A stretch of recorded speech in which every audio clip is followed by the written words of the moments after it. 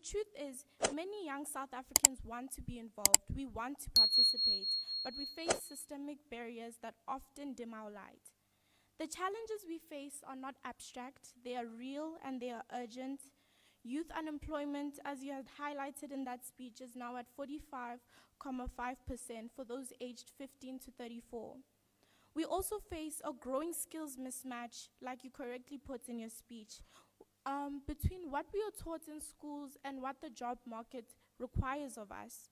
Many of us are trained for jobs that we don't actually need or not even existing anymore, while simultaneously being excluded from opportunities in the field that are growing rapidly. You also spoke about the lack of opportunity in the digital world. The digital divide is something that we feel drastically. While many urban schools advanced in new technology, rural students are left behind, not because they lack brilliance, but because they lack infrastructure. As it has been argued, advancement in digitalization could benefit rural schools significantly, but because it persists, it's because little attention has been paid attention to these schools. We cannot claim to be building a digital economy when entire communities are left offline. But yet, hope persists. We are encouraged by initiatives such as the YES program, which offer young people jobs. I think of Poluso, a 19-year-old who now works at a manufacturing factory because of YES. It gave her a job, but a renewed sense of purpose as well. Her story is proof that when we believe in the youth, we see transformation, not in the individual itself alone, but in our communities and in our families. But Poluso's story should not be the exception, it should be the norm. We need to ensure programs like YES, the NYDA grant program, and the DTI entrepreneurship pipeline are not hidden, but very visible. We need to make sure that every young person knows about them, whether they live in townships, villages, or the city. These programs offer financial and non-financial business support, incubation, mentorship, access to markets, and infrastructure. That is real empowerment, and we are grateful for it. Mr. Deputy President, we are not asking for a seat at the table as symbolic reasons, or for symbolic reasons rather. We are asking because decisions made without us will never fully serve us. We want to co-create this country, to restore its promise, and to reimagine its future. We do not want to be the future leaders of South Africa, we want to be the leaders now, in our communities, in our classrooms, and in our causes that we lead. We do not want to inherit South Africa, we want to build it with you. As Nelson Mandela once said, it always seems impossible until it is done. So let us do the impossible together. Thank you. Go and greet the distance. Let's give the acting Executive Deputy Chairperson of the National Youth Development Agency a round of applause.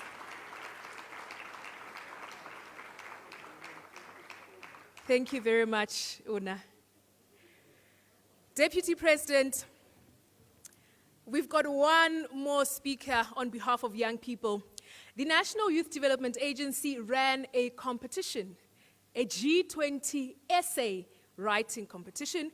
We encouraged young people who are in high schools to write in their indigenous languages. And we are proud to announce that one of the top learners wrote their G20 essay in Xitsonga. Ladies and gentlemen, allow me to welcome Mr. Shiburi on the stage as he's going to be reciting his G20 essay that he wrote in Xitsonga. Let's give him a round of applause.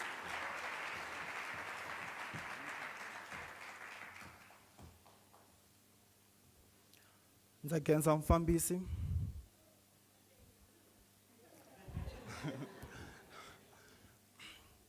Xo sungula ndzi ta rhanga ndzi pfuxela xandla xa mupresident wa Afrika-Dzonga tatana Paul Mashatile na valandzeri va yena. Ndzi tlhela ndzi pfuxela n'wina hinkwenu mi nga ta namuntlha ku ya hi vuxokoxoko bya n'wina byo hambanahambana. Today I want to make a speech. Ndzi la ku endla mbulavulo kumbe ndzi ta mi hlayela xitsalwana xa mina lexi ndzi nga xi tsala hi Xitsonga. Vun'we, ku tirhisana eka misava hinkwayo. Ehenhla ka misava leyi hlanganaka nkarhi na nkarhi, moya wa vun'we wu vonakala tanihi rivoni ra ntshembo ni ku hlanganisa.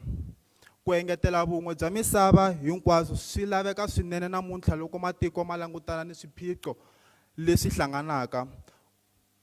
Kusuka eka ku cinca tiko ra misava, timhangu ta swilo swo vavisa, ku hambana ka ikhonomi, ku ya fika eka ku hambana ka swipolitiki. Vun'we a hi bya nkarhi wa maxangu ntsena, i mhaka yo aka vuxaka bya nkarhi wo leha lebyi humaka eka xichavo, mikhuva yo fana ni ku tinyiketela leswaku hinkwerhu hi ya emahlweni. Mhangu ya COVID-19 yi paluxe ku nga ringani exikarhi ka matiko ni ku kombisa nkoka wa ku tirhisana emisaveni hinkwayo. Loko matiko man'wana ma swi kotile ku vulavula hi ku hatlisa, man'wana ma vavisekile hikwalaho ka vuswikoti lebyi nga tiyisekiki bya rihanyo ni ku pfumaneta ka swilo swa ikhonomi.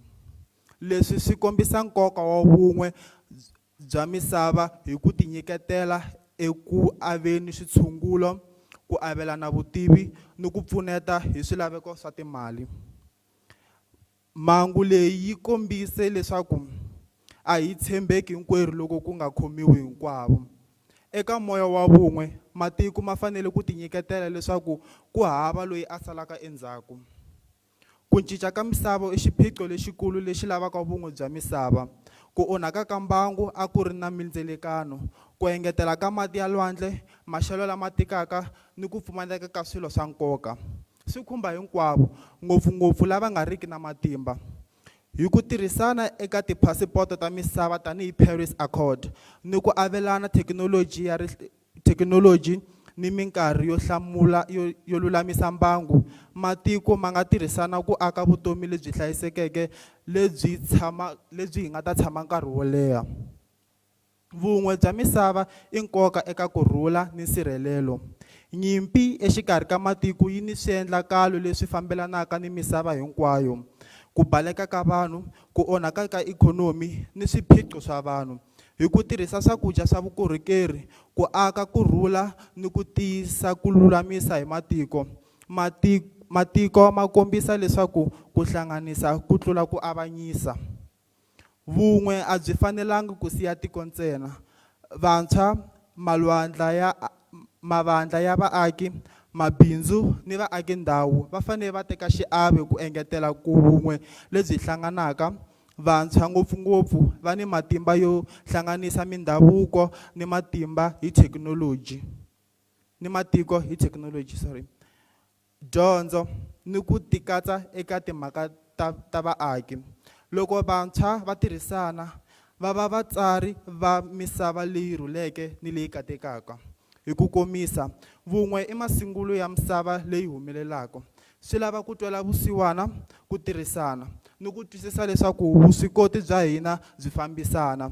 Hi ku tlakusa ku tirhisana exikarhi ka matiko hi moya wa vun'we, vanhu va nga hlula swiphiqo swa vona naswona va aka misava leyi matiko hinkwawo ni vanhu hinkwavo va nga ta kota ku hanya kahle. Again, ladies and gentlemen, my name is Bushaka World Shiburi and I thank you.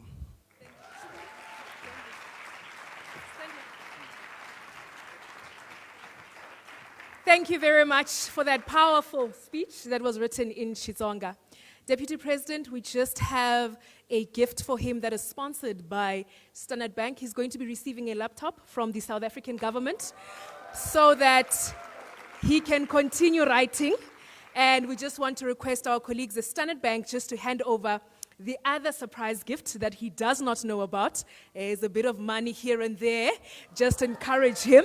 So let's give our hands together for our colleagues at Standard Bank who are just going to hand over his winning prize.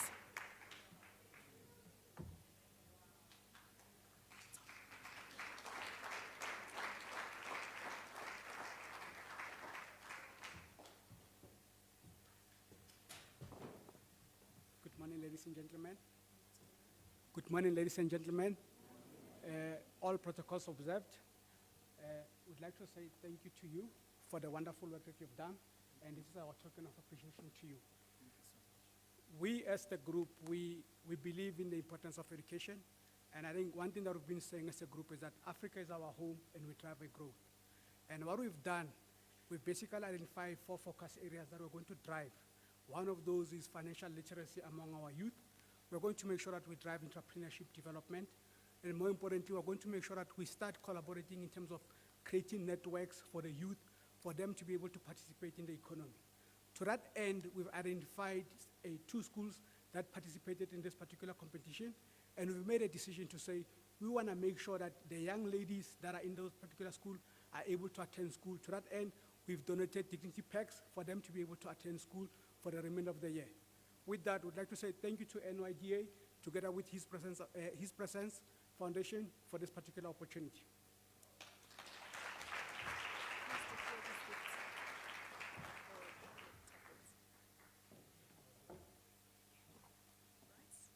This is on behalf of the Deputy President. Yeah. You can just hold. Thank you very much. My job today is done. The executive chairperson and executive deputy chairperson acting have delivered my input. Thank you very much, Noni, for allowing me just to step in and just to greet the young people and just say thank you for joining us and honoring us. And as the deputy president is here, ladies and gentlemen, let's engage, let's shape South Africa together. This is our moment. We need to take it. Thank you so much.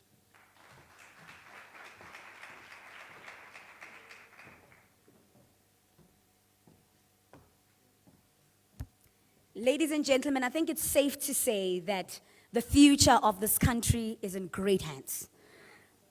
What an incredible pair of young individuals. And in case you missed that, the last gift that he received is from His Excellency, the Deputy President of the Republic of South Africa. Next up, for the ministerial input, I would like to welcome a force that has a track record of impactful services across multiple ministerial roles and has championed initiatives that foster equitable access to essential government services. A round of applause, ladies and gentlemen, for Honorable Minister of Human Settlements, Ms. Thembi Simelane.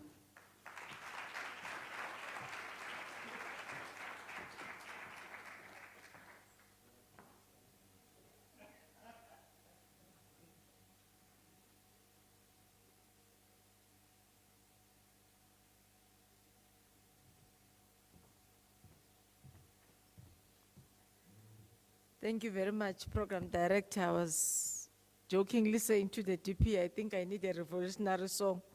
My papers were a bit disorganized.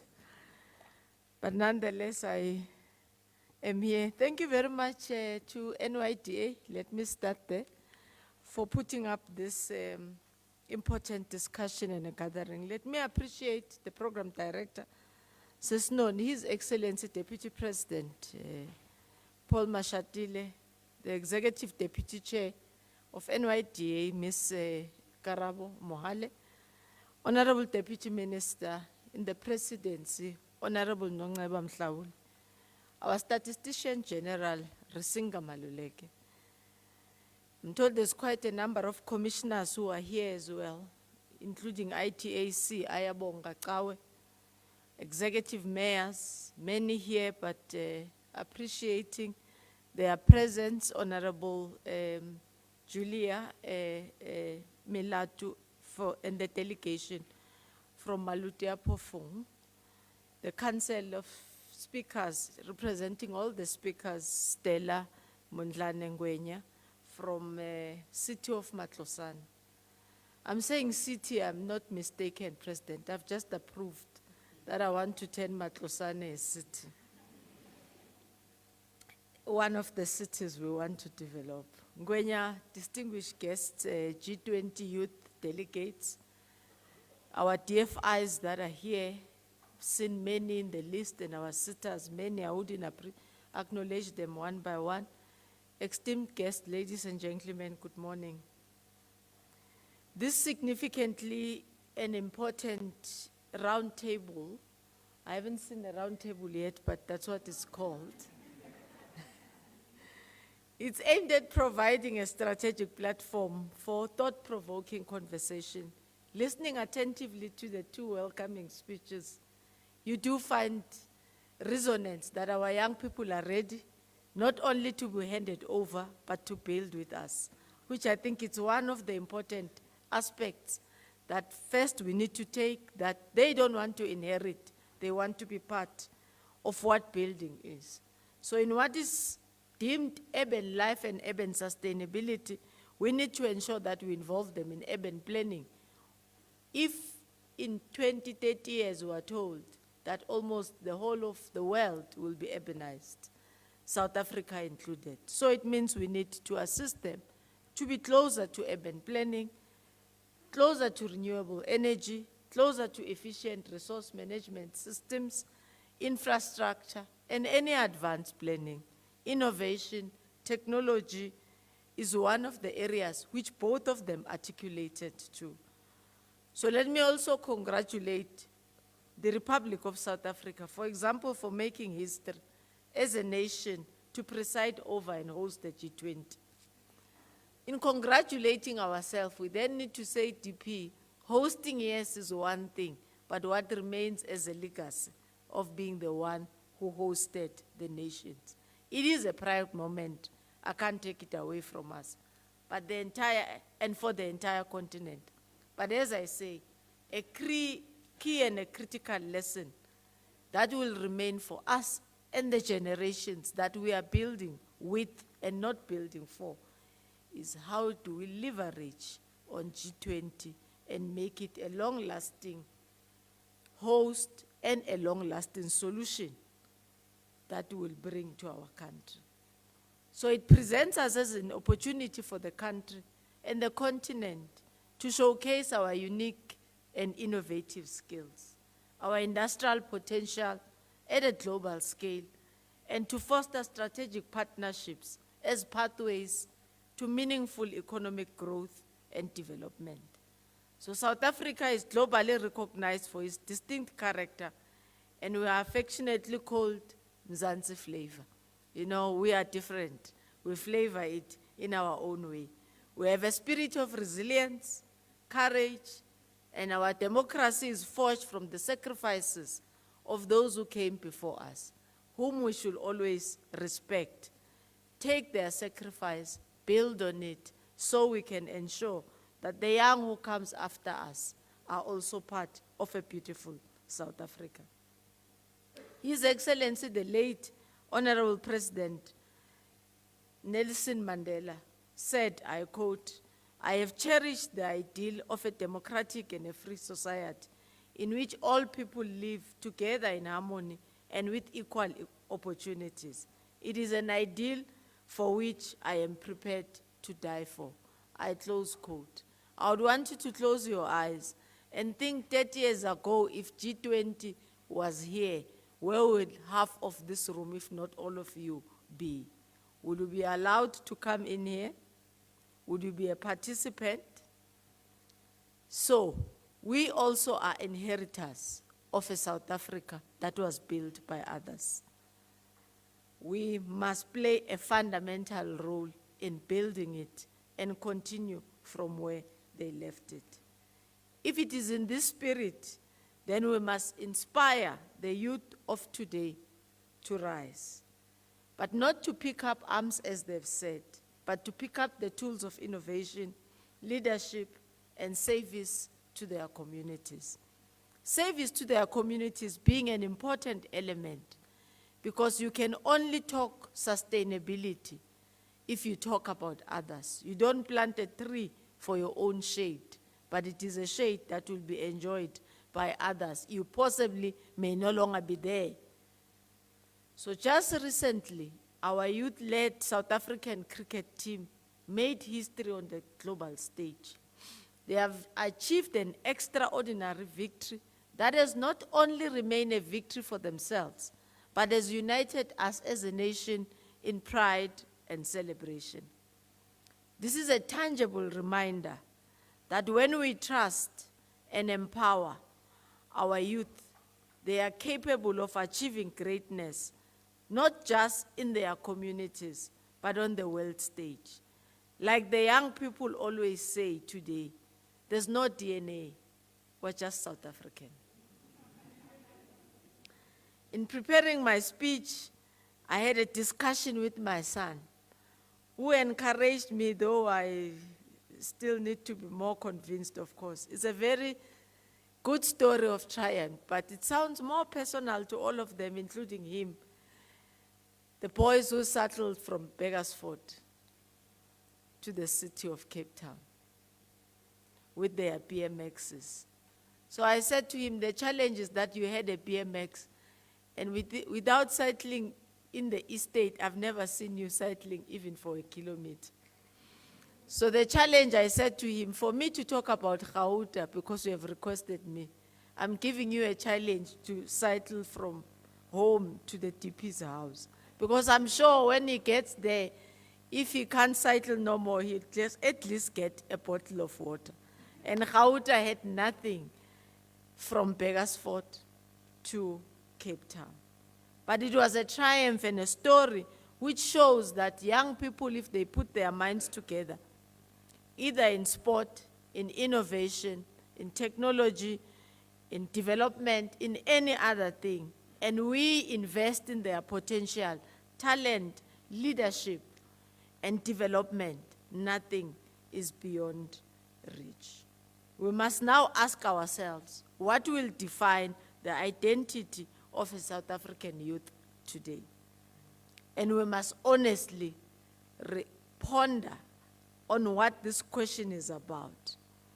And it is constant and consistent with the philosophical injunction of Frantz Fanon.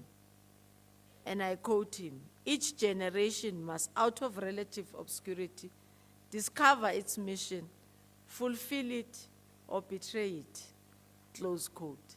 Maybe what he did not articulate clearly was how do we assist them in discovering, after they've discovered nature, so that they become who they want to be.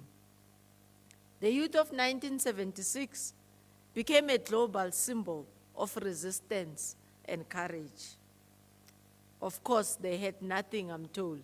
They had no guns. The only thing available was a stone. And they utilized it to the best of their ability. And today, they are defining an era of what we are in. Because yes, we still need resistance and courage, but the fight is different.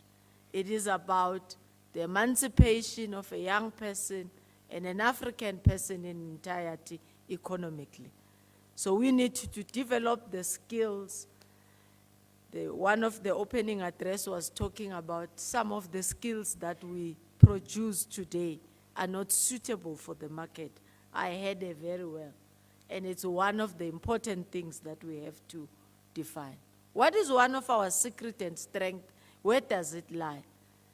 It lies in our spirit of Ubuntu. It lies in our own commonality, which says mutu ki mutu ka batho. Umuntu ngumuntu ngabantu. This intergenerational connectivity is Africa's gift to the world. We need to embrace it, and we can embrace it in each and everything that we do. And as we gather here under the banner of the G20 Youth Roundtable, it is critical that issues of sustainable development, smart human settlements, and the role of young people in shaping resilient, inclusive, and future-ready cities. Gone are the days where we will still be talking about a disaster and we do not have sufficient responses to it. Last week we were talking about Umtata. The early hours of this morning we were talking about Western Cape as we receive more warnings from the weather services. It's an early warning system, systems which we never had before. They've been perfected by the professionals in that side. But the biggest challenge our young people need to assist in how do we respond to that is what do you do with the early warning? Do you just say to people, evacuate, and where they must evacuate? How and when? And these are the definitions of what future-ready cities, if you look in other countries, have already made to. In the words of President Walter Sisulu, he said he had the rare ability to listen and to say something. So as leaders, we must truly listen to the voices of the youth, to their ideas, to their innovations, and their vision for a South Africa that they are assisting to build. There's nothing as difficult, particularly in government. We can send even young people out of the country and into industries inside the country for them to learn. But when they want to come back into government or into the systems to share what they've learned and change the system, you find that the system becomes very tight and those innovative ideas get lost along the way. So I think we must prioritize and concretize what the 7th administration boldly says, building a capable and a developmental state. If we're not capable, we're not developmental. There are very few things that we will be able to achieve. And the cohesion and safe communities that we want to talk about, we will not be able to achieve.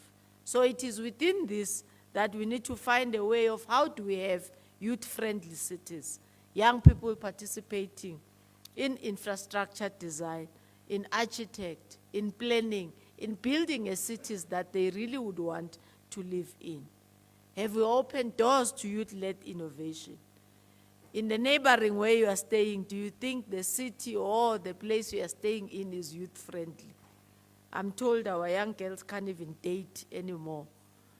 You know, you need to follow one another in all the technologies and still not make it.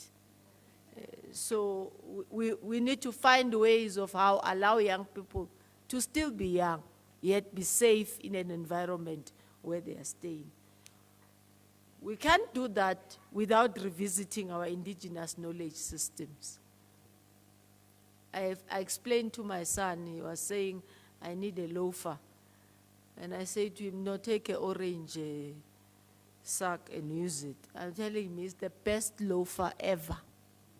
And he says to me, no, ma'am. I say, you have got no idea, ask Granny. So am I wrong to say it's an indigenous system? I believe it is. It is even much better than a loafer of today. We design today roundables. We deal DP with the rebuilding of mud houses. And the design in the rural areas of our 4-roomed houses or RTP houses, is not very much popular in some other provinces. And I was saying to my colleagues, if we are providing a service must be suitable to the user as well. And a roundable is designed and it's known for how it can be cool in summer and it can be warm in winter. And what do my TRU do to the people who have an experience of a roundable? So we need to find ways maybe of making it climate smart so that it doesn't get to be affected, but build onto it because it used to be standing for years and some of us grew under them. What is the role of upgrading and reviving our township economy? I argue with my team is not reviving, it's possibly enhancing because the township economy is what raised us, has been there, and where it is thriving, unfortunately, it's not those who stays in townships who benefit. I don't fight anyone, but you see a ShopRite and whatever. It's okay maybe for convenience, but ideally, that spaza shop should have been enhanced to offer the very same service to its people. I grew up eating spatlo. No wonder I look like I am. And I don't think it's just a fair idea to find spatlo in one of our main retailers today. I just think you have to generate that young person selling magwinya and not modernize them.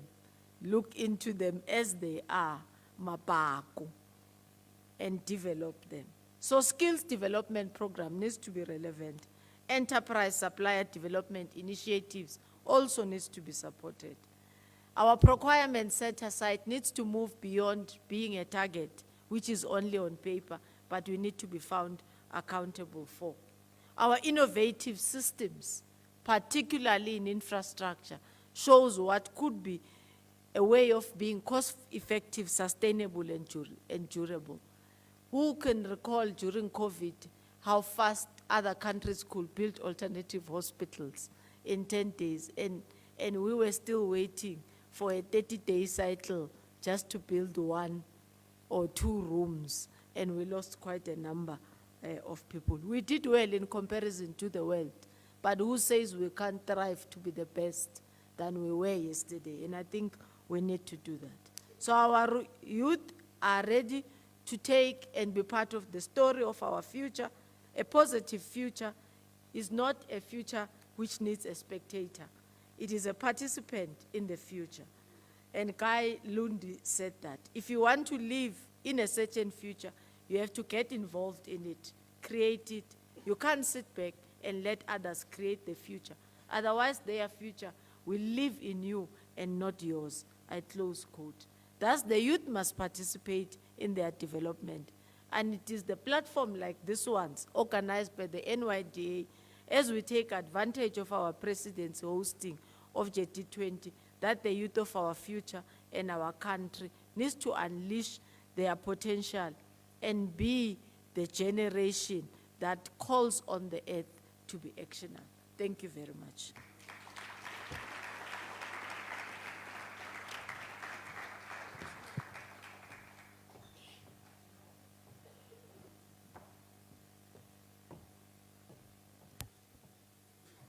Thank you so much, Honorable Minister.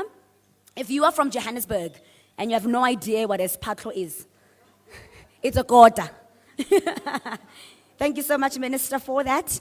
And thank you so much for also highlighting the national team of South Africa, the cricketers. A big congratulations to our captain, Themba Bavuma. Next up, we've got our first panel of the day. It is the youth-led economy, and the moderator for this panel discussion is Lalela Ramahlo, who is the CEO and founder of His Presence Foundation, a youth-led non-profit organization that fosters community development and sustainability. She's also a part of the Mail and Guardian Top 200 2024 recipients. If she can make it on stage, please, with the rest of her panelists.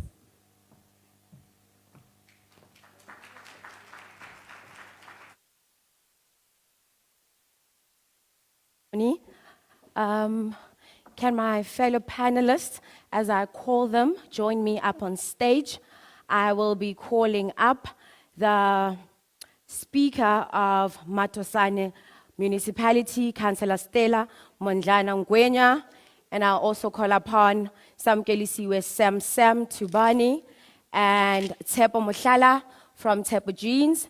Can I also call upon Ipileng Kwadi Siboni?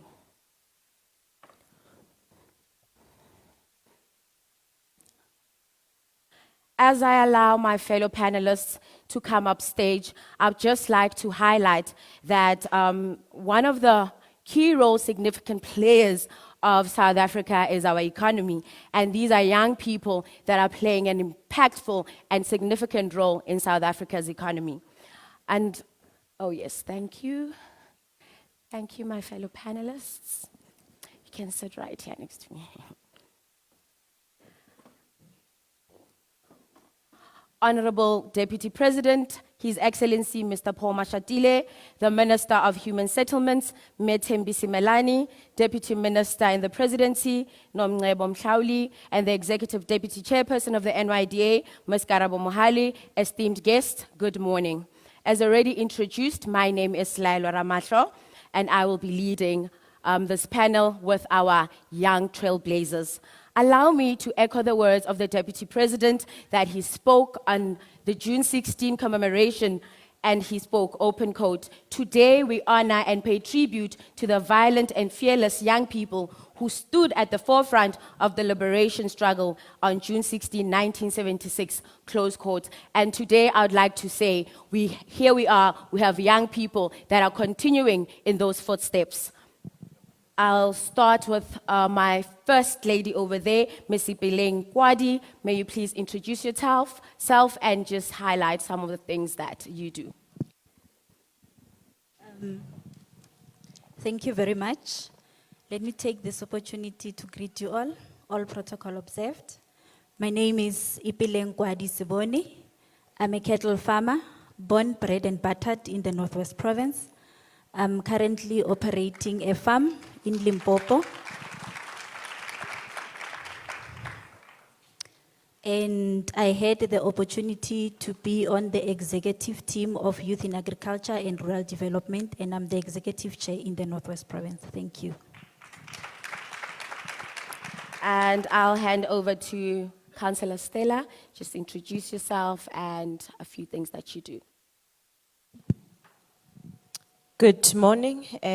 Let me send my greetings to His Excellency, the Deputy President, Honorable Paul Mashatile, and just rise on the established protocol. My name is Councillor Stella Lebohang Mondlane. I am the Speaker of the City of Matlosana. I was crowned Young Community Shaper of the Year in 2015 and joined the Council of Matlosana in 2016 and came back to Council in the year 2021 and got elected and appointed as the Speaker of the City of Matlosana and went on to be elected as the Deputy Chairperson of SALGA, that is known as the South African Local Government Association. Thank you. Thank you. Interesting. I love that. Young people are taking up space. I'll hand over to Sam Kelisiwe, known as Sam Sam. He'll also highlight why he's given that name. Good morning to all. My name is Sam Gelizo, better known as Sam Sam, and I come from Mpumalanga in Nelspruit. I am known as a car spinner, a Red Bull athlete, the first Red Bull athlete in the world to be exact, and a two-time Red Bull Shy Motor Spinning Champion, 2021 and 2022. Yes, thank you. And well, what I do well is car spinning, and through Red Bull, I've had the opportunity to present car spinning to the world. I recently came from a trip in Austria about 2 weeks ago, where I got the opportunity to spin like at the global stage in front of other motorsport guys, including the likes of Max Verstappen, Mad Mike, and yeah, I am South African spinning champion. Ooh, thank you. Our industry is so diverse, so diverse. Who knew spinning would be such a thing? So young people, let's get into such spaces. And we've just been joined by one of my fellow panelists, Tepo Mohlala from Tepo Jeans. I'll also allow him to introduce himself and we'll get into it. Mr. Mohlala? Good morning, everybody. My apologies that I'm so late for this special event. I just came from my studio. We had no power in the morning. My name is Tepo, for those who don't know me. I started a brand called Tepo Jeans. I'm a fashion designer. So for me, I use fashion as a medium to tell stories. You know, when I started my brand in 2015, this is 10 years of it now, I kind of looked at what legacy do I want to live, and I looked at which fabric has purpose. And for me, denim and leather have been those two fabrics that have so much purpose. You know, like if I look at like the collectibles that I've collected, denim has always been part of it. You know, when I look at a product that has 120 years, it's a pair of jeans, you know. Whether you're black, white, you're Indian, everybody wears jeans, and I wanted to tell my story in a medium that can be part of everybody's life. And yeah, we've managed to build an incredible brand with 2 stores right now, one in Hyde Park Shopping Center, one in Sandton City. Yeah. And we've got like a very interesting growing online store which has been able to be exporting stuff all over the world. We've got a great audience in Amsterdam where I actually kind of went to study to be a best gin maker in the world. Thank you so much. I guess it was worth the wait, Mr. Mashala. Young people, fashion is also a thing. Let's get into such spaces. I'll go back to... Sorry? I didn't get your name, sir. Sorry? Oh, okay. Can we just get a chair for my fellow panelists? Okay, thank you. I'll go back to Ms. Ipeleng. Just a quick question. As a young farmer, especially a female, what intrigued you into this space, and what are some of the challenges that you face, and what are the opportunities and the successes that you can share with the young people that are looking to venture into the agricultural spaces?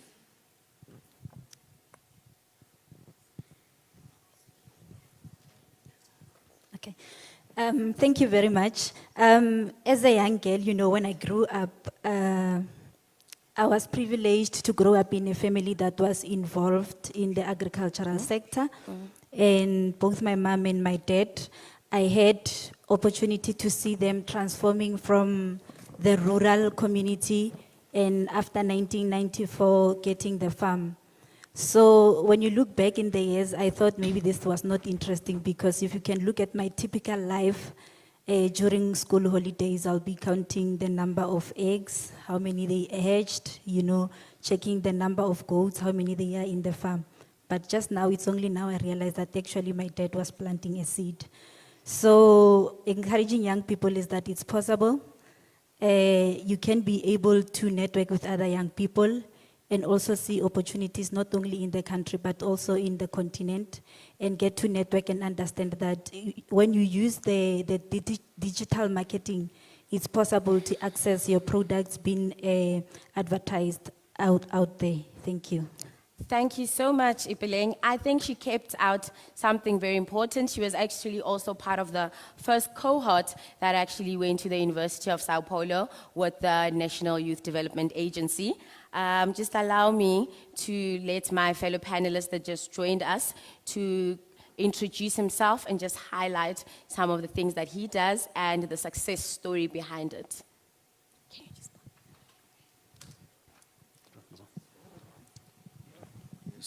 Good morning.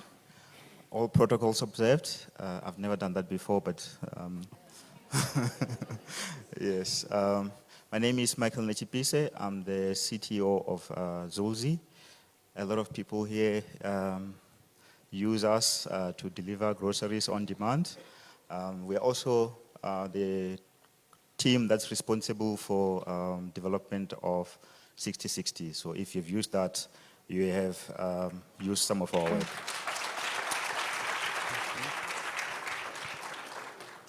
Yeah, so Zulzi is an online retailer specializing in groceries and pharmaceuticals. So you can take your script from the doctor and get all those medications delivered to you very quickly. We've been doing this since 2016, pioneered a lot of products that have happened in this space. We were the first ones to do it, and also, I believe we are the best ones to do it. And we have grown very big with a number of stores that only operate online. So you can also get your mohodu, you can get your spatlo, and all those traditional African cuisines and products. Yes, we have that. Okay. Yeah, so Zulzi has been a beautiful story, and my hope is to see 1,000 more endeavors that go the way of Zulzi. That is the way that we can solve the issues that we face as a country. And NYDA is probably the best placed organization to achieve that. Thank you. Thank you so much. I noticed that we all order from Zulzi, so here's the man behind your delivery. I'll take it back to Councillor Stella. As a young woman that has taken up so much space and is sitting on such prominent positions and that we usually believe are for the elderly that know more, that we would put it that way. But just to run us through that and just some of the success stories that have come from the position that you currently hold and the impact that it has played on young people. Thank you so much. And I think I get that a lot because there's a perception that politics is actually a space for old people. And that is a perception that we need to consistently challenge because young people must take up space everywhere and anywhere. And the reason why I'm starting off with that is because a lot of people in our communities are leaving that space unchallenged, wherein it's like a criteria for you to be a councillor. You must have, white beards, you must be wearing, that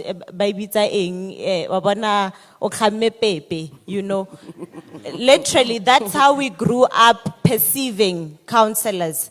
You would not expect that a young person would come up and say, I am contesting this space. Until just as I get 2K, rona ma 90s who came in and said, this space needs to be contested. Yes. And it was a very difficult space because to get respected when you are a young person that needs to address old people is not easy. You need to get into communities and address service delivery challenges. You need to address young people about problems that they are facing, ranging from the high rate of unemployment, the lack of opportunities, or rather access to those opportunities. And it's quite a space that is, it's so vast and multifaceted. You don't deal with just one issue. So it has been a beautiful journey with all the challenges that are there. But one thing that I would encourage young people is that they must take up the political space because almost everything starts at a policy perspective. Before we are able to talk implementation, we must be able to shape a policy that says, this is how we want 1, 2, 3 to be implemented. And if we are not in that space, we are then limiting the voice of young people because you cannot be able to allow old people to tailor solutions for young people when they don't have young people on their side. And that is what has encouraged me to take up the space and continue to encourage young people to participate in local government processes. And of course, there are other opportunities that are there, and that is why we are seeing our Deputy Minister in the office of the President, Honorable Nongceba Mhlauli. As a young person, we are inspired by that. So that is, thank you so much, my 90s. But over and above that, just without taking up much time, I recently got my degree in BCom Law. I graduated about a month ago. There's also a perception that you participate or you partake in politics because you did not go to school. You are idling in the community and you don't have anything to do. You end up participating in politics. And that perception needs to be challenged and it needs to be changed. We need young people that are informed in different disciplines to take up the space so that when we speak from an informed position and we are able to change how young people are perceived. We don't want to enter the space simply because we want to decorate the room, but because we've got something to say on behalf of young people from an informed point of view. Thank you so much. Thank you so much, Councillor. So there you have it, Deputy President and the Executive Deputy Chairperson of the NYDA. Young people are here, they've taken up space. It is the support that we need from you guys that is going to ensure that we actually move up and take more of these spaces. You've heard it from the owner of Zulzi. He started, he's doing very well. How do we support him as stakeholders? Minister, we're here for those discussions. We've heard from Sam, one of the first official spinner in the world. So we need such support. We have young people that want to get into such spaces, and we need to support them. We've heard from the councillor herself. We need to, and young people, this is posed to young people, let's be policy change makers so we are able to occupy those spaces. And we've heard it from Ms. Ipeleng, the young woman who is a self-made farmer, if I may add, and from the owner of Tepo Jeans himself, and you've heard it, his store is right here in Sandton City, the richest square mile in Africa, in the world, or in Africa, if I stand to be corrected. And just as we wrap up our panel with our young people, allow me to echo the words of the Executive Deputy Chairperson of the NYDA at the Youth Month commemoration, where she said, young people are not asking for favors or handouts, they want to be given a chance. So to all our esteemed guests, and the Deputy President, the Minister and the Deputy Minister, please give us that chance. I thank you.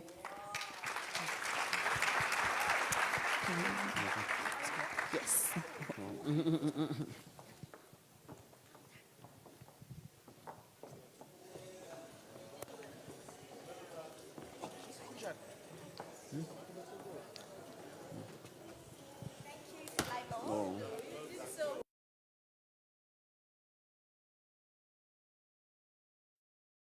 It's fantastic to see young people doing great things. As we get the podium back on stage, there's a video that's currently playing. Please take a look at the video.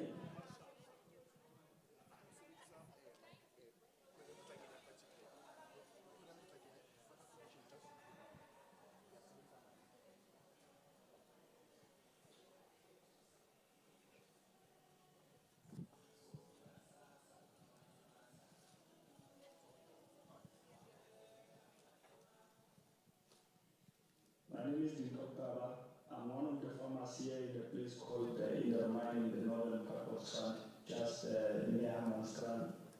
The size of our farm is 136 hectares, of which 51 hectares is arable to producing grains, both summer grains and the winter grains. We just recently harvested soybean, and we are preparing the land, which we're going to plant in the 1st of May. Yeah, before we could obtain this fund from government, I had an opportunity to be selected as one of the candidates to attend the summer school at the University of Sao Paulo in Brazil by the National Youth Development Agency in the year 2022. So the opportunity that I grabbed in both hands, it gave me exposure, and people could be able to recognize the work that we have been doing.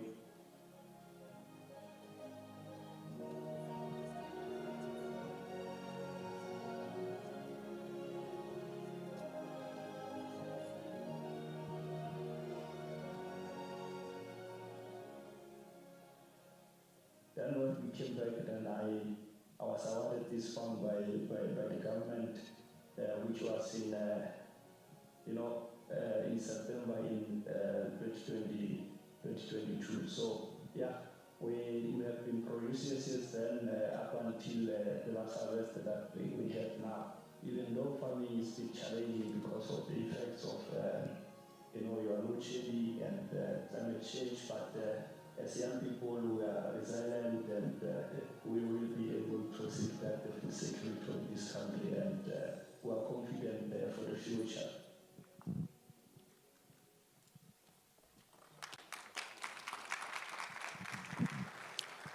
Fantastic. I would like to take this opportunity to welcome Honorable Minister Thembisa Melane back on stage to invite a man who fully and truly understands the plight of young people, and a man who also believes that deserving students should not be left behind.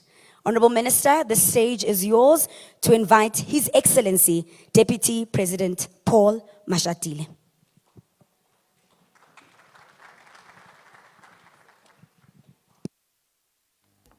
Thank you very much for the opportunity once more. Allow me to introduce Deputy President. It's known to all of you, I know that, but born in Pretoria, Geraldsville, in Gauteng. It's very nice to be a public representative. We even tell when you were born, 21 October 1961. He began his political career. He began his political activism in the Congress of South African Students and was later elected the first president of the Alexandra Youth Congress, ICO. From 1989, he became the General Secretary of the United Democratic Front until the banning of all political parties in 1990, when the UDF was dissolved.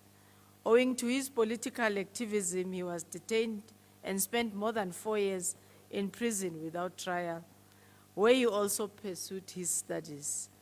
He served as a General Secretary of the South African Communist Party in Gauteng and was the head of political education for the ANC Pretoria, Witwatersrand, Vereeniging, PWV, Abantu Bakudala region.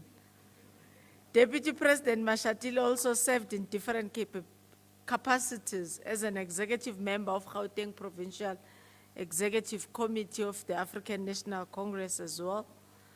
As a former Treasurer General of the ANC, who was also acted as a SG and the Deputy SG of the party. He has vast experience in governance, notably as a former leader of Gauteng Provincial Legislature, a member of the Gauteng Provincial Executive Council that MECs in different portfolios among safety, security, housing, finance, economic affairs, as well as being the Premier of Gauteng Province. In the national sphere of government, he served as a Deputy Minister and later Minister of Arts and Culture, and he also chaired the Appropriations Committee in Parliament. He was sworn in as the Deputy President of the Republic of South Africa on the 7th March 2024, following the appointment on his role by the Deputy President, by the Honorable President Cyril Ramaphosa. As Deputy President of South Africa, he has been delegated responsibilities as follows: the leader of government, business, and parliament. He's leading government efforts to fast-track land reform. He's leading in rapid response interventions on service delivery and troubleshooting in service delivery hotspots and in the main municipalities, but of course departments, assisting the President in the overall rollout of the district development model through the effective coordination in different spheres of government, which will improve the functioning of government and municipalities.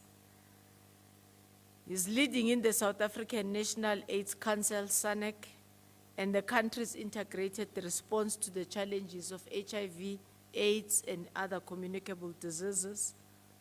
A special envoy on Sudan and leading peace missions, South Sudan, and leading peace missions on the continent as required. He's leading the National Human Resource Development Council towards addressing the shortage and the critical skills in sectors related to the economy, infrastructure, and service delivery. He's promoting social cohesion initiatives with a particular focus with traditional leaders and Khoisan, as well as military veterans.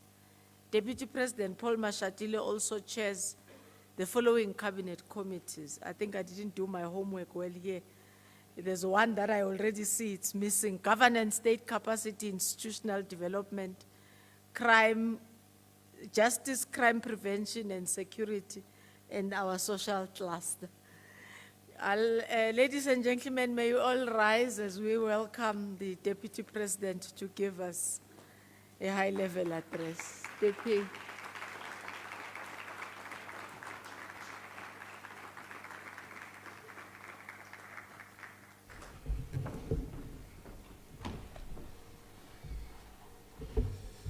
You may be seated.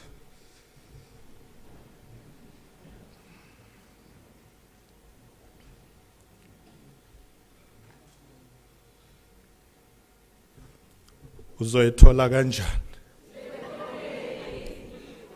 Uzoyithola kanjani? Somebody has said, ungaye esikolweni.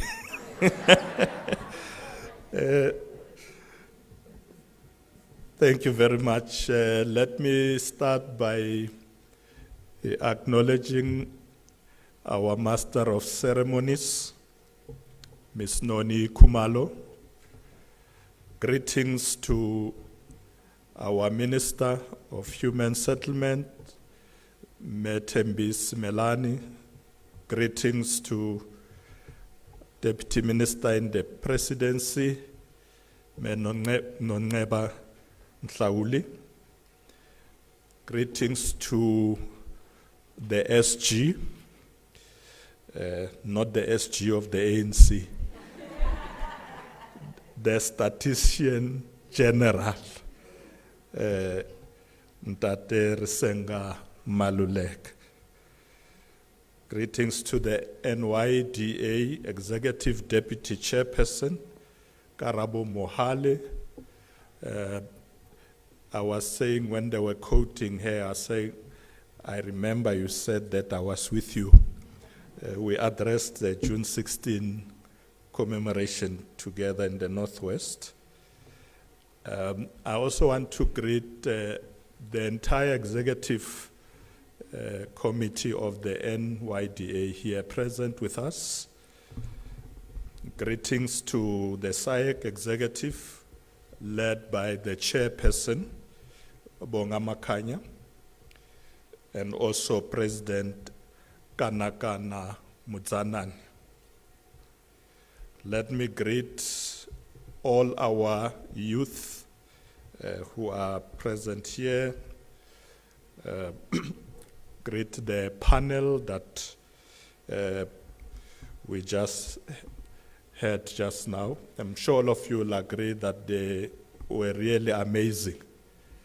The stories that they were telling us just now. I was saying to Tsepo now, maybe tola di jini lena. You know, bonalor no sali youth. So thank you very much. I think it's really impressive to see how young people are standing up, being innovative and doing things for themselves. Ladies and gentlemen, a very good morning. Dumelang, Dimachero, Abshen, Lochani, Sanbonani, Huyamore.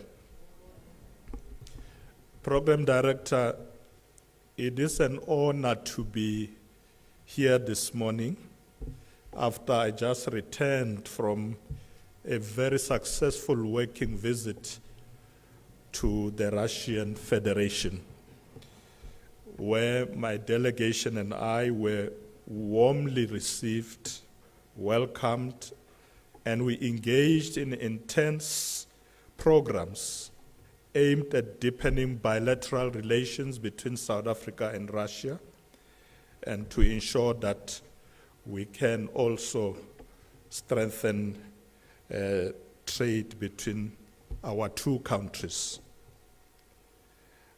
Now, many of you may know that Russia has a very long-standing relationship with South Africa, stretching back from the period when we were fighting against apartheid at the time during the Soviet Union. And therefore, we are continuing this long historic relationship. Our visit allowed us to consolidate those historic ties, but whilst also committing to strengthening political, bilateral, economic, and trade relations today. Amongst other engagements, we visited the St. Petersburg University. This university was established in 1735. So you can see that it's been there for close to 300 years. I was very happy to see South African students studying in many universities in Russia, not just the St. Petersburg University. I had an opportunity to spend time with them once I concluded giving a lecture at the university. There are about 540 South African students studying in Russia. But the good thing, as many of you may know, many leaders of our country today were trained and studied in Russia as well. One of the pleasing aspects about the institution like the St. Petersburg University is that it has also committed to introducing African languages. When I was there, they briefed me that they have now introduced isiZulu. And as I was at the university, they said to me, they will now be starting to teach isiXhosa. And we are saying, even with us, we are opening opportunities for our universities to teach their languages as well. But what is more important is that this university has presence in many of our universities in South Africa. They work with many of our universities. So, Program Director, we are happy that we are improving people-to-people relations with other countries, not only Russia, but many other countries in the world. I had an opportunity when I was in Russia to participate in what they call the St. Petersburg International Economic Forum, SPIF. And when I came to SPIF, I found that there was what they call the SPIF Youth Academy. And they asked me to go and speak at that forum one of the mornings. It was quite dramatic because I was telling my team that as we got there, that they had not told me the topic that they are interested in. So I thought I was going to encourage them, young people, you know, you must participate in economic development, and so on. So I had a speech, you know, where I was going to start and talking to these young people. And then I arrived there and I sit, and the young lady who's the moderator says, "Oh, Deputy President, tell us about artificial intelligence."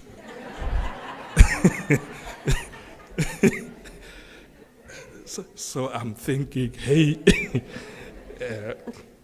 they don't even give me a chance to, you know, put my speech.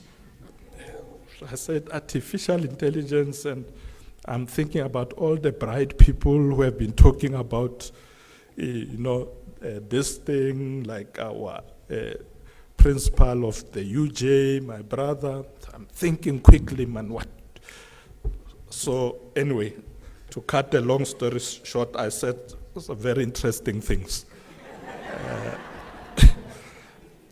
And then they said to me, now we have young people line up to ask you questions. And all of them, they come. So what artificial intelligence projects do you have in South Africa? So I answer. And then so it goes. But it was quite good talking to young people. And I was complaining later to my team that, hey, ningifake phasi kwebhasi. I normally like preparing when I go to gatherings, but it was good time spending time at SPIF. We had an opportunity to talk to business people. We have what we call South Africa-Russia Business Council. So I had an opportunity to address their dialogue as well. And of course, we were having good meetings with the leadership of Russia. My first meeting in Moscow was with the Prime Minister, where we talked about bilateral engagement when he had 8 ministers. And on Thursday with President Putin as well, where he had 10 ministers from his side. I had 5 deputy ministers and 2 ministers. So we had good meetings to consolidate our relations. Program Director, we are in a knowledge economy. And I'm very happy to hear young people talk a lot about that. When I spoke to, I had the opportunity to speak at the University of Johannesburg with Professor Chilizi Marwala. He was focusing a lot on artificial intelligence. I think those of you who know Prof. Marwala, you know that his forte. And it's important that we take into account these issues that him and others have raised, including machine learning, computational intelligence, and doing work also in the early childhood department curriculum for our young people. So we must start to introduce them early to the knowledge economy. We as government are going to continue to invest in scientific training so that we remain competitive. We are looking at areas like nuclear medicine, and we want to congratulate some of our best in these areas. Professor Sateche at the University of Pretoria, Professor Vilakazi at Wits University, and other professors like Professor Mamuketi Pakeng's a professor of mathematics. We want young people to follow on their footsteps. Don't pull back. You have good mentors that are showing the way. By doing so, this is the way we can be globally competitive as we learn to focus on issues of the digital economy. Program Director, today we are also, as we gather here, we are concerned that the world is on the brink of war. However, I'm happy that, by last night, there was a lot of talk about ceasefire between Iran and Israel. So we are hopeful. We are also hopeful that that will be the case with Israel and Palestine, particularly in Gaza. We have, as countries in the South, our voices must be heard to condemn these callous acts of attacks on innocent people, young children, women. We must make sure that our voice is heard to say challenges and conflicts can be resolved through peaceful means and not war. And that's what we have been doing as South Africa. Even in Iran, the president sent a message to say, let's resolve our problems peacefully. I am the envoy of the president in the African continent, looking at how we resolve conflicts in places like South Sudan and other places like the DRC and so on. So we stand for peace. as South Africa. And that's the message we are taking everywhere in the world where we are engaging with everybody. Ladies and gentlemen, those who closely work with me will tell you that I've always find immense joy and satisfaction in interacting with young people. So when I got an invitation to come here, it's something that I was looking forward to.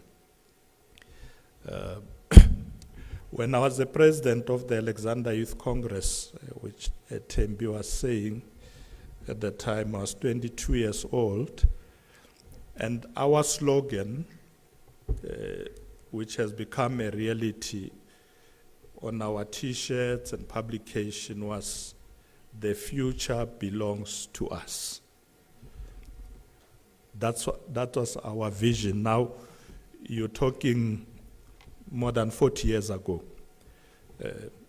We thought that as young people, the future belongs to us. So I want to repeat it to you as well. As young people, as you sit here, you must say the future belongs to us, but you start it now. You have to start it now. Because, you know, one thing with the future is that I value Zenje. So if it belongs to you, it depends on what you do today, what you do now. So I'm very happy to be interacting with you because you are the future leaders of tomorrow. It's you who will be standing here and talking proudly about this country, how you are leading it, how you're making sure our people get a better life, how we become successful amongst nations of the world. So we encourage youth activism, and I'm happy that the Deputy Minister in the presidency, working with the NYDA, are pushing hard to ensure that the young people must not be left behind. So when you convene this G20 moment, it became very clear that we are saying as young people, nathi sikhona. Don't just hear, hey, bar khona le G20. No, you must be there. Ningene phakathi. Yeah, so I'm happy that you are not left behind. You are going to be part of this. It's very good that we're doing this in the month of June, very important month in South Africa, Youth Month. We take this opportunity to remember the young people, particularly the generation of 1976. We remember Hastings Ndlovu, Hector Peterson, Tsietsi Mashinini, amongst others.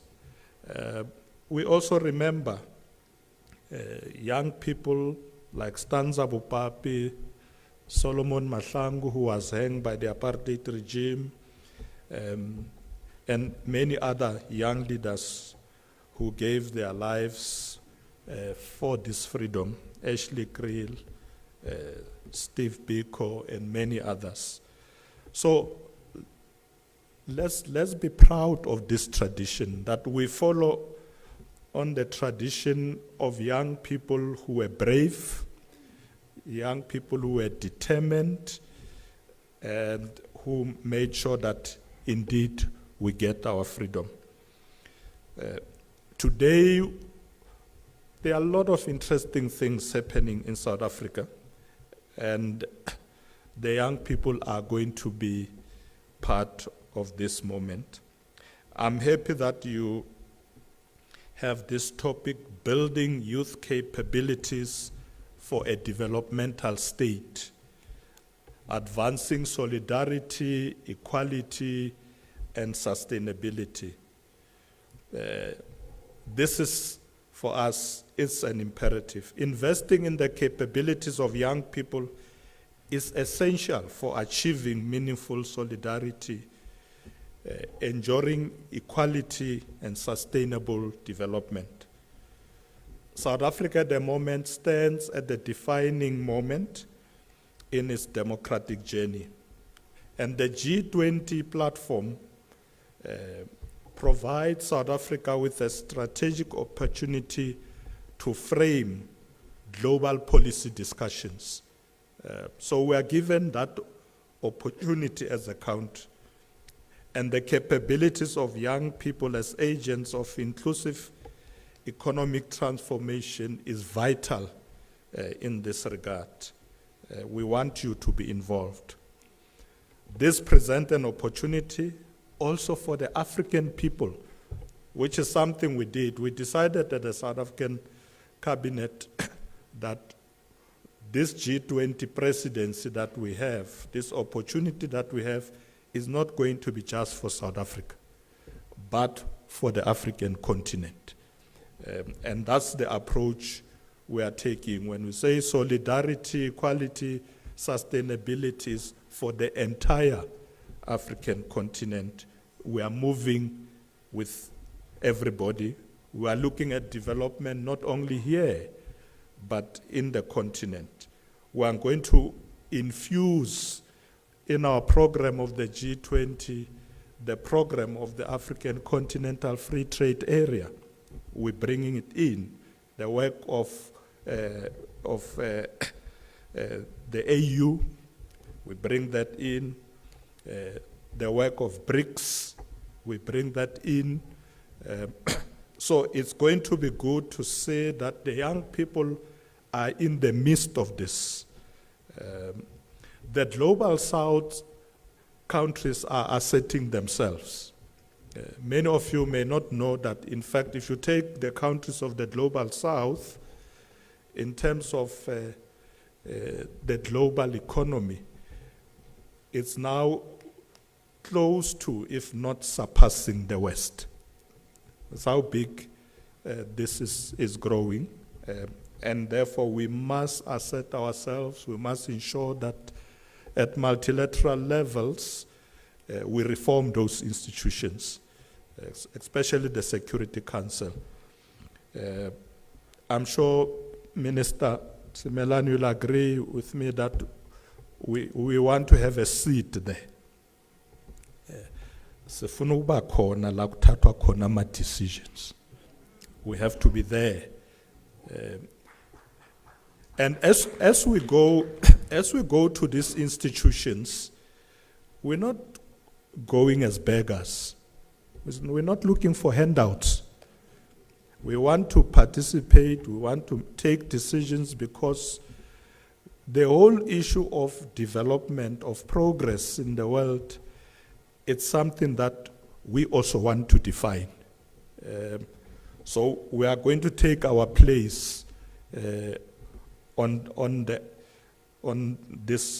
table of these multilateral institutions, and we must reform them. We must transform them.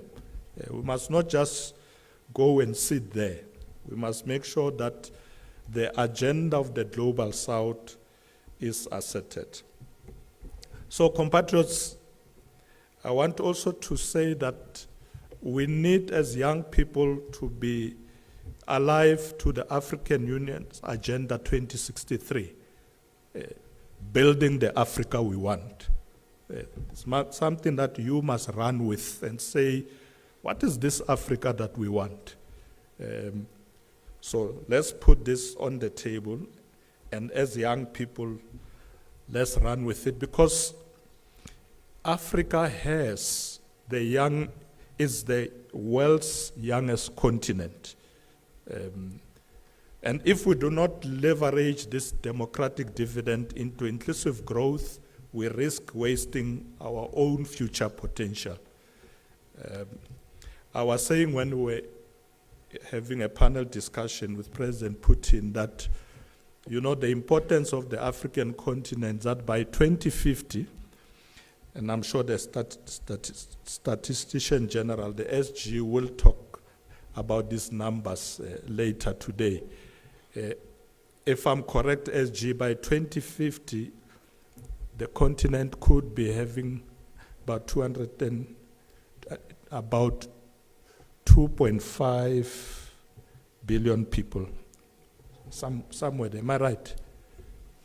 Yeah, something like that. In fact, it's almost close to being double what we have now. So Africa is becoming a big market. So we as South Africa must take advantage of that. The young people who are here, coming with this initiative, please remember something. South Africa is a gateway into Africa. Don't forget that. Tsepo, those genes, bayazifuna Mozambique, badibatla ko Botswana, Angola. So when you look at economic opportunities, don't end in Soweto or in Johannesburg or Mamelodi. Look at the continent to say, here's the opportunity to grow in the continent. And people are looking for our participation. They are looking to working with us. On Wednesday, I was in Mozambique celebrating 50 years of independence. And you can see that, people are so happy to be working with us. So as you become innovative, as you become entrepreneurs, know that your space is big. Take advantage of that. We want young people that can build this Africa we want. It's not going to be old people, it's going to be you. We came up with a vision of building an Africa we want. You must build it and not be left behind. Program Director, some of the projects that we'll be busy with in Gauteng, in Limpopo, in KZN, includes investing in rail. So there is an integrated high-speed train network that we're working on. The Grand Inga Dam project, because water is vital for development.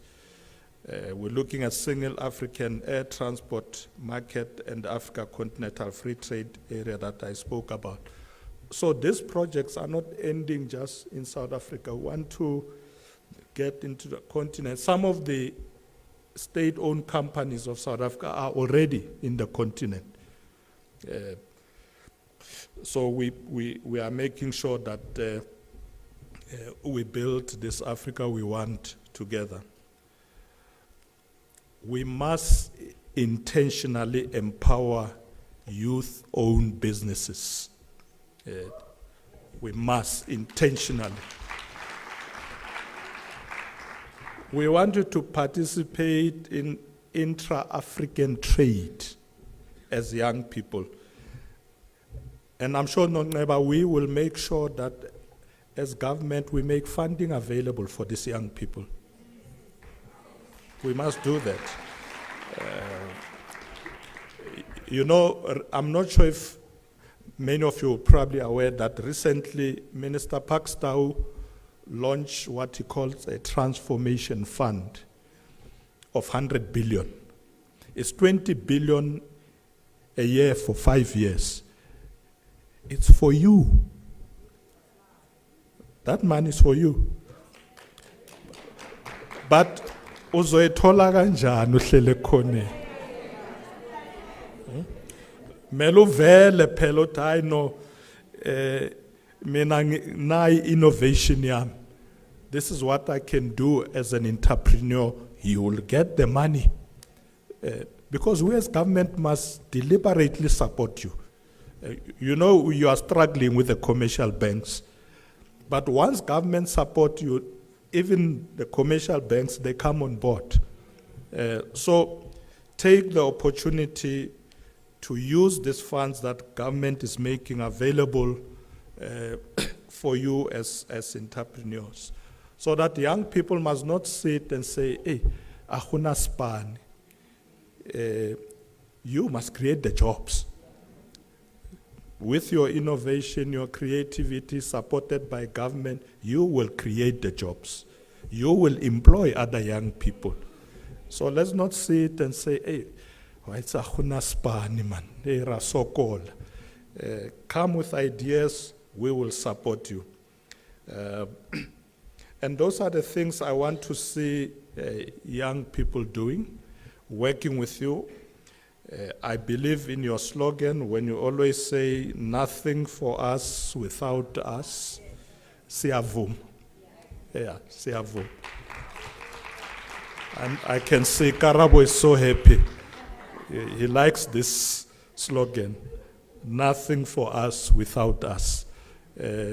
We agree. We want the young people to be there so that we don't make decisions for you. We make decisions together with you, so that you are able to tell us what are the things that young people, the youth, are looking for. So we're going to work with you in that regard. There are a number of things that government is already doing. I won't deal too much with them. I think Karabo spoke about some of them. The Presidential Youth Employment Initiative that is already benefiting over 1.7 million temporary and full-time jobs since 2020. This also includes roles in education, social services, and digital economy pilots. Programs like